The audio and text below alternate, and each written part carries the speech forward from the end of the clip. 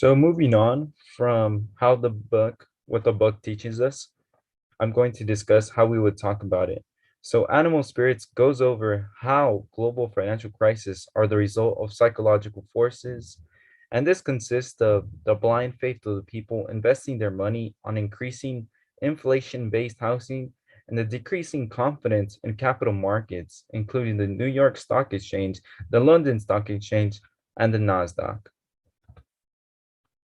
So continuing from this, the authors Akerlof and Schiller declared that there should be a decreased idea of laissez-faire economics. So this basically means that both the authors agree that there should be an active government role in economic policymaking due to the increased amount of emotions known as animal spirits, which are affecting the economy greatly. And also, the book emphasizes how to reverse the financial misfortunes haunting us in contemporary times. We would recommend this book to any young adult or majority of college students due to the fact that the book explains the functions of the economy and how conventional economic theory fails. It also teaches us about the 2008 financial crisis and is crucial to learn about past mistakes in history of the economy. Also, it teaches you things such as ignoring inflation and believing savings maintain their value, or even resist pay cuts when prices fall, even if their jobs may be at stake. Key points on why we'd recommend it is it teaches us the 5 cognitive and social psychological core known as the animal spirits: confidence, corruption, money illusion, fairness, and stories. It represents emotions and thought process that can affect decision making. Economic events are the result of people pursuing their rational self-interest and is a great introduction book for young adults interested in finance.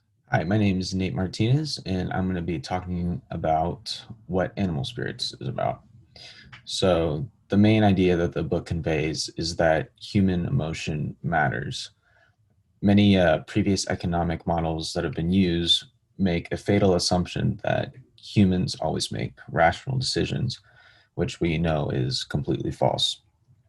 Uh, this leads to a lot of disconnect between the economic models and real world applications.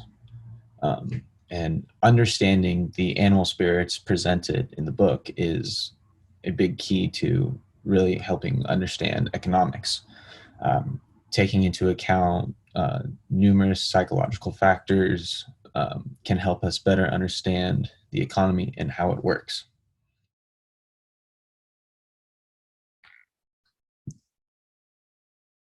Hello, my name is Jonathan Montoya, and I am going to talk about what the book teaches us. It teaches us why people behave the way they do. In Animal Spirits, it explains why we behave so irrationally. It teaches us the idea of being free and courageous. We also learn about the 5 animal spirits: confidence, fairness, corruption, money illusion, and stories.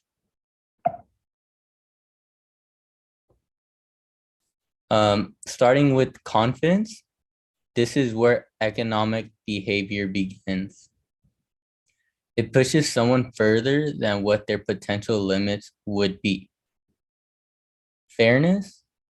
Fairness seems to only be fair when wages are slightly above its market value and could also cause bad decisions based on economics. Corruption. Corruption is the idea of bad faith. Most normal people are not aware of what is good and bad. This means that we could easily be corrupted by any types of media. Therefore, this would lead to a recession. Money illusion.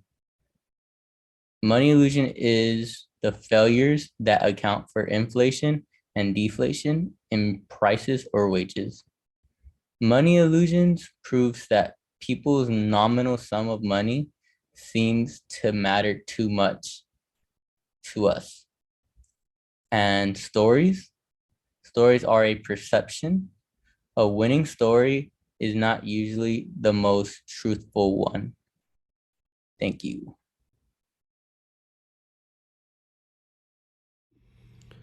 So some key takeaways that we can take from Animal Spirits, which was a phrase originally coined by British economist John Maynard Keynes, describes how people make financial decisions during periods of economic stress or uncertainty. We've experienced this many times before, such as the Wall Street crash of 1929, during which tells stories of big market wins caused by the mass majority to take interest in the stock market. This brought many inexperienced and ill-informed investors to borrow money from brokers to purchase said stocks. But when the market collapsed, began the mass bankruptcies. We could see a potential trend with the help of social media and the effects of COVID-19 even today. Many new young investors began their journey in the stock market, cryptocurrencies, as well as NFTs. These are much newer forms of investment, which could cause problems in the future as they are not yet established, which could end up being more of a riskier form of investment.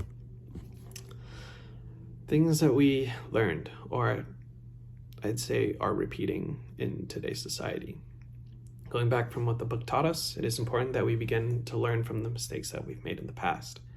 Stories, being the most influential part of animal history, tells us how some success stories could influence our decisions to take the leap and to start investing. Although it is important to know that the path that they chose did ultimately pay out, it doesn't really say of all the losses that people have taken during their journey. A lot of it has to do with probably sheer luck or time and dedication to research the market. Corruption, where influencers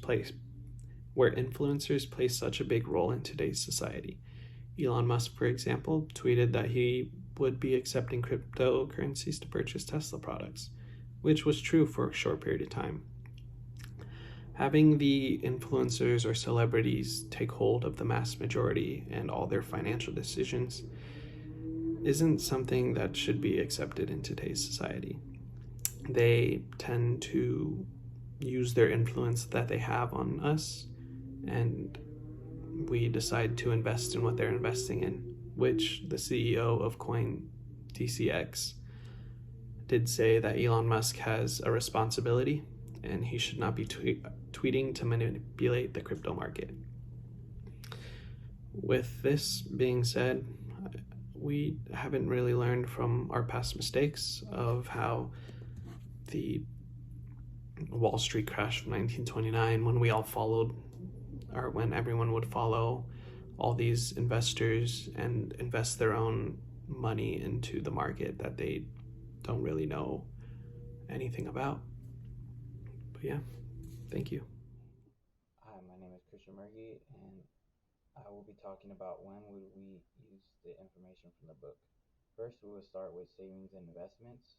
We can use this information to better understand how we need to make rational decisions when it comes to savings and investments that will set us up for retirement. Next, controlling emotions. This book helps us learn about how our emotions sway our decision making when it comes to finances. It also shows us how to control our emotions and to make the right decisions. Decision making. We would use this information from the book to help us make rational financial decisions, because a lot of people make financial decisions based off emotions, and sometimes our emotions lead us in the wrong path. And the last thing would be confidence and fairness. Fairness seems to influence confidence and cooperation. It also contributes to unemployment because businesses are actually unwilling to pay low wages that could be perceived as unfair, even if workers are willing to accept those wages. And major business decisions come straight from the gut.